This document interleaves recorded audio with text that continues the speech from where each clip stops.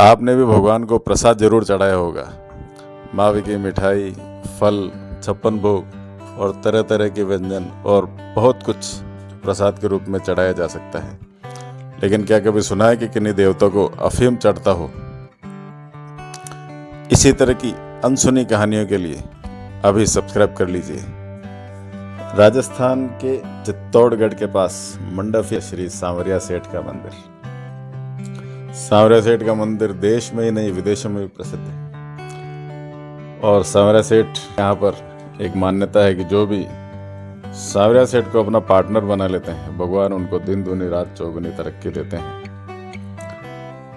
इसी तरह से केवल भारत में ही नहीं विदेशों के लोग भी सांवरिया सेठ को अपना पार्टनर बनाते हैं और अपनी आवक में से एक निश्चित चढ़ावा सांवरिया सेठ को जरूर चढ़ाते हैं। अब वो रुपया पैसा भी हो सकता है और कोई सामान भी हो सकता है, जैसे दूध, फल, कपड़े, XYZ सब कुछ। भारत की मुद्रा ही नहीं विदेशों की मुद्रा भी सांवरिया सेठ के दान पेटी में पाई जाती है, जिसमें डॉलर, दिनार, रियाल, पाउंड वगैरह सभी कुछ, क्योंकि इनके भक्त सभी जगह हैं। इसी क्रम में राजस्थान में चित्तौड़गढ़ के आसपास और मध्य प्रदेश के कुछ सेक्टरों में अफीम की खेती होती है।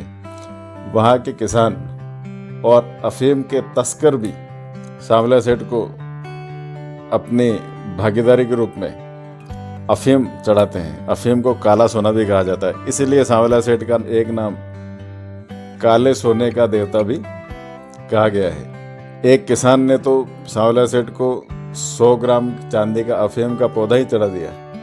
इस पौधे में बाकायदा पत्तियां, डोडे को चीरा लगाकर उसमें से निकलती हुई अफीम तक को दिखाया गया है, क्योंकि उसने मान्यता मानी थी कि बारिश से, तस्करों से और प्राकृतिक आपदाओं से फसल की रक्षा हो जाए, अच्छी फसल हो जाए तो भगवान को चढ़ाएगा।